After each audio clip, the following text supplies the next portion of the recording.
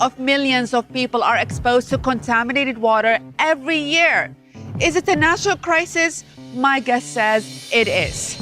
Erin Brockovich is an environmental warrior. I'm here for these victims to ensure that they are made whole again.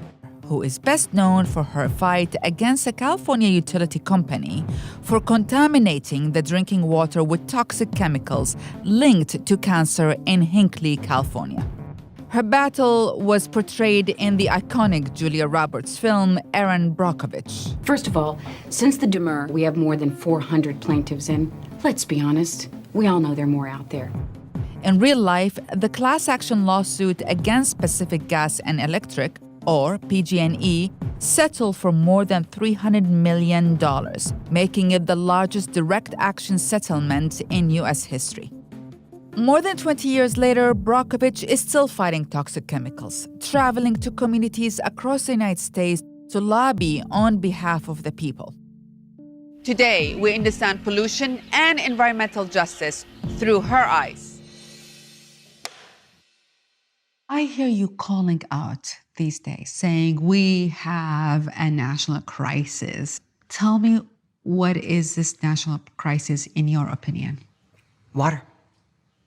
Our health, our future, my grandchildren's future. I can't believe that I started my work out in that small desert town. I was 30. Today I'm 58. It's everything that I saw that destroyed lives in Hinckley. Water, life. I will never, ever, ever forget this. Standing in Hinckley, California, and looking at trees that were dying, non-existent wildlife, animals covered in tumors, people sick and dying. And I'm like, there must be a common denominator. And it hit me. Water. And I'm seeing it again play itself out, not only in this small desert town, everywhere. When I see you, Erin, and when I read about you, what I see is an Erin that is beautiful, passionate, feisty, strong. I actually ultimately see a woman who is a believer in the rights of people. In your opinion, who is ultimately Erin Brockovich? Well, it's something that I've actually really thought a lot about. My father was my greatest mentor. That was just this strong, silent, stoic, thoughtful man that taught me the greatest gifts we have is the love of your family, the value of clean water, that's life, land to have our food, and our health. So you grew up with the idea of clean water being part of your life, really? Absolutely. My father promised me in my lifetime we would fight and have wars over water, and it would become a commodity greater than oil or gold. And I think he's going to be right, because it's a life force. We cannot sustain life without it. Why has there not been reform? I mean, like, you've been doing this work for more than 20 years now. I think we've tried, but there's no follow through. Making the assumption that someone else has taken care of it. And I think that that's a big thing that's gone on for me in my observation in America, is there's been an almost false sense of security that somebody else is taking care of it and that we're in fact safe. With today's executive action, I am taking historic steps to lift the restrictions on American energy, to reverse government intrusion, and to cancel job-killing regulations. In the current administration, 47 environmental regulations were rolled back. That includes actually ones that prevent private companies from dumping toxic chemicals in our waterways. Why is the government not watching out for us? First of all, let's talk about the EPA, which was put in place to kind of be that watchdog for us. There's some amazingly wonderful, intelligent, hardworking people within that organization. But another force is kind of pushing back on them that doesn't give them the funding that they need to get out and do what they have to do. They're understaffed and they can't get the job done. And I don't know if at some level it's designed that way, or if at some level it's agencies are inept. Neither works for me. Tell me more about the long-term impact on such actions. We have 80,000 plus chemicals hitting the marketplace, of which our agencies may only understand 200 to 300 of them. Wow. I think it is a disaster to roll back any more regulations and allow this free-for-all, basically no rules, no guidelines, dumping. Let's just see what the chemicals will do to my grandchildren. I mean, this is really reckless, careless behavior that has total disregard for the environment and the appreciation that water sustains our life and the future of our health. And the citizens of this country. Absolutely. You're playing with everybody's lives. And I think it could be a fatal blow. I really do. Call me an alarmist. It's a bad decision. In 2015, Erin Brockovich was at it again, sounding the alarm on Facebook about what she believed was a water crisis in Flint, Michigan. Dozens of concerned citizens had written her about mysterious-looking and smelling water. Months later, it turned into a national crisis, with nearly 100 people in Flint falling sick and 12 people dying from contaminated water. We're still seeing water contamination in our water supplies. Can you tell me exactly what's happening and why is it still happening? Flint was a disaster that had been, these things didn't just happen yesterday. They've been going on all along. And somebody's been covering it up. As you peel back the layers of the onions in Flint, we're looking at a whole lot of agencies and health department officials and people and grand juries that are actually going to jail that knew, for whatever reason, covered it up. What happened in Flint is they switched river waters, and you can't just do that. You know, water is very complex. And so when they switched river waters, the Flint river water was more corrosive and caustic. We have a very old infrastructure. So if you have corrosive water, it causes the pipes to pit and etch and corrode. So all the iron, manganese, and lead precipitates out and then is delivered to your tap. And Flint just got so much and so big so fast. I mean, it began with very simple things and mothers asking questions. Why is the water this color? You know, why the kids are sick? They started to put all these little pieces together that we don't want to believe is our water supply. That's a pretty scary scenario. Very scary. I learned a lot in Hinckley about companies and why they hide information. Flint, we learned a lot about our agencies and why information was getting hidden.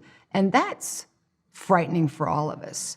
You know, we're looking at 200 other Flints throughout the country. This is serious. You go to Washington, D.C. and walk through the halls of some of the buildings, there are signs in the bathroom, don't drink the water, contains lead. These are long-term practices that has caught up with us today. And it's an implosion. And so I get 40,000, 50,000 emails from 126 different countries and territories. I mean, this is becoming a world's issue. How much discrimination plays a role in that? I mean, do you think this is discrimination, injustice against poorer communities? Well, it definitely seems that there are environmental injustices. And I've dealt with a lot of communities that feel that way, and it does look that way, but it's not exclusive. It's affecting communities in Beverly Hills where you would think you have some of the richest people in the world. And that's part of my message can and will affect us all. I don't know how you are exempt from it. Is there a connection between water contamination and climate change? Climate change is water. Do you believe in climate change? This is a very basic question. Yes. A lot of people Yes. say, I can't believe it's even a discussion, but Well, hey, you can call do it whatever believe, you want. yeah. Something's been going on between the temperature changes and then ice is melting. I mean, science is showing us that. And you talk about climate change, and Miami could be gone. And parts New of York could be covered Absolutely. with water, actually. You just said it. Water. Why would we not be preventative and be solution driven on climate change? What's the worst that's going to happen? What if you're wrong? Okay, we were wrong, but we have solutions in place. You still travel to communities around America. Absolutely. So I've been down in Florida.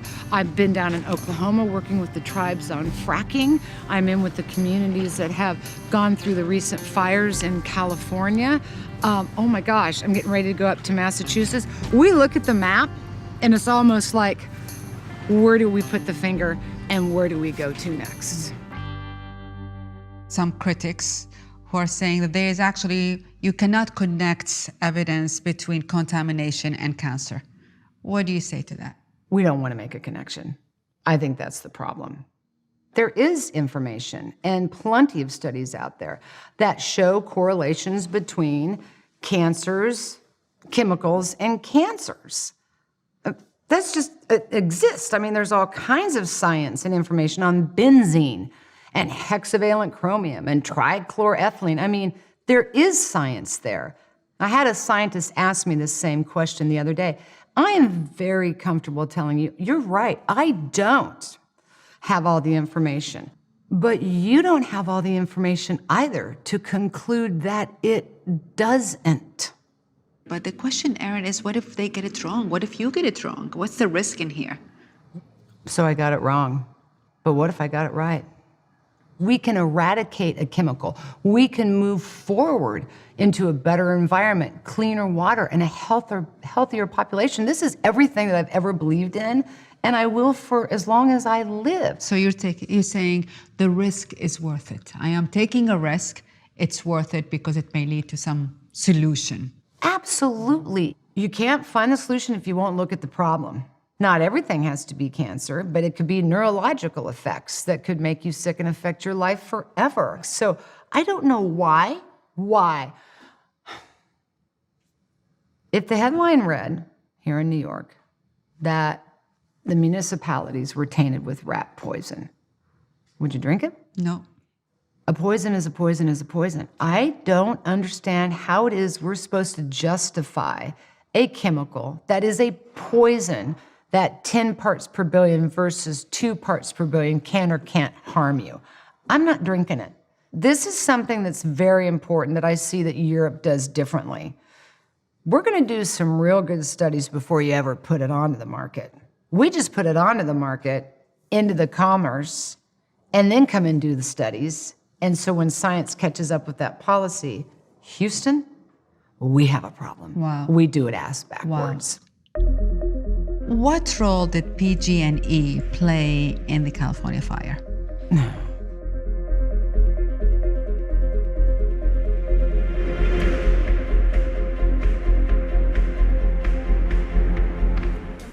What's an average day? What's a day look like in Erin Brockovich's life? An average day, I get up in the morning and I usually have a phone call from my youngest daughter. How old is she? She's 28. Okay, With one of her daughters. Mom, Molly is just driving me crazy. It's hilarious. I get to my emails right away. You have thousands of them, I hear. I'm overwhelmed. Sometimes I feel like I have 147 jumbo jets coming in at the same time. Well, you're a watchdog entity by yourself, basically. Yeah, you know, depending what's happening, if it's a lawsuit, there's a whole team of attorneys and staff available. But I'll tell you who the best soldiers are the people in the community. Environmental justice, climate change issues are seen as liberal issues. I don't know why we should politicize water and our health. Every single human being on this planet needs water to survive. And I don't know why it has to be right or left. Most people don't know my father was an industry man. an amazing man, but he was a Republican. Yet he's the one that taught me the very value of everything we've talked about. How could we possibly define humanity based on whether you're a liberal or conservative? It's got to stop. Should it be part of a major discussion in the upcoming presidential? Absolutely. It reminds me of the ATM. You go to the bank and you withdraw money and you withdraw money and you withdraw and you withdraw. But if you never make any deposits, what happens? ATM says zero. Yeah. No more. We have taken and taken and taken and taken and never had the breath to give back to this environment. In 2017 and 2018, wildfires ravaged California. It was the worst fire season on record, causing historic levels of death and destruction. A class action lawsuit was once again filed against Pacific Gas and Electric, or PG&E. The allegation that the company played a negligent role in starting the fires. Just a few weeks ago, PG&E filed for bankruptcy for the second time in 20 years. What do you need to rebuild, and what can you do to prevent another disaster like this? What role did PG&E play in the California fire? See, I'm not a fan of PG&E. I've seen their work. In the most recent 2017 Northern California fires, it was the state of California and CAL FIRE that concluded through their own investigations that 13 of the 17 fires were started by PG&E's faulty equipment. These are their studies.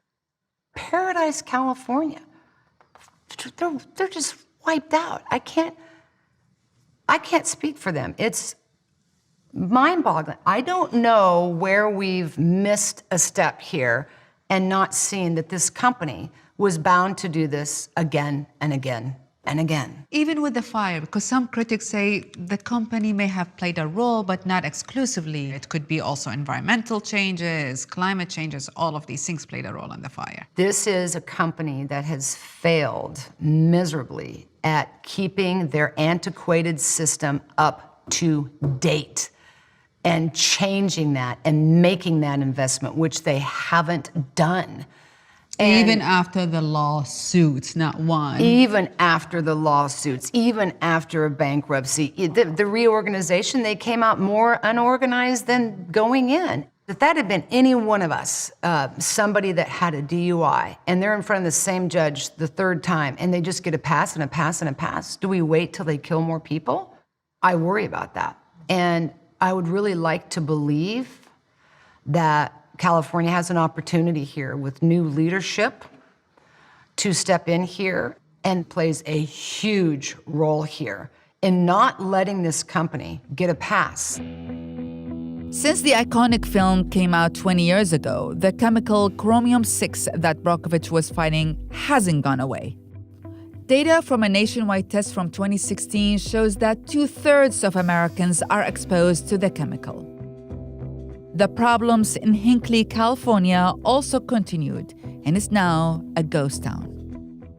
In Hinckley, 20 years after you did all this work and you created this, one of the biggest, class action suit and justice, you brought justice to the people of Hinckley. Hinckley now is an abandoned town, more or less. So all this hexavalent chromium in these compression cooling towers was just getting dumped into unlined ponds. It leached into the aquifer. All the people were drinking hexchrome, unbeknownst to them, and the company tried to hide it and conceal the information. Even after the film, PG&E somehow managed to dupe the state again. And when they did, the plume broke out. And this time PG&E came out and got ahead of that scenario and started buying all the properties 10 cents on the dollar. Hinckley is now a ghost town, and there's another litigation. And so I've seen what they'll go through to hide the truth of something that's definitely associated with cancer and people dying. So what can individuals do? What can an average citizen who's hearing this, a woman who is hearing this, what can she do? Well, I think you're seeing some of it, which I was elated by in our recent elections. And it's not about the Democrats taking back over the House, but it's a voice of women that spoke up, that found that courage, that found that passion. I, as one person, could come in and say something and fight for, and there's a lot of issues that people care about fighting, and I understand that. But for me, this planet is so encompassing. Because when it fails, we fail miserably. And that's to not be afraid to step out of your comfort zone and step in to those vulnerabilities and find the courage to say, I'm going to get involved. We hold the solutions and we know that we must keep it in the ground. Around the world, a new generation of activists are now fighting climate change. More than a dozen kids are suing the US government over climate change. And last year, the 16-year-old girl from Sweden went on a strike from school in protest. You are not mature enough to tell it like it is. Even that burden you leave to us children. So a lot of young women actually are rising and saying, we are upset at the adults for ruining the environment. And, you know, there are a bunch of kids who are suing the US government, actually. There's a young girl, her speech was a bravo. Amazing. Now that should be a very significant lesson to us adults. Our children are speaking to us. Are we going to listen? And I do see this happening here in the United States. If we've come to a place, and we have, by way of example, in Hoosick Falls, New York, that has a bad PFOA contamination, and the children of the town are marching in Albany at the governor's office wearing placard cards with their PFOA blood levels. If that doesn't say something to us adults, I'm not sure what will. Has there been a toll on your personal life because of your mission? Mm-hmm.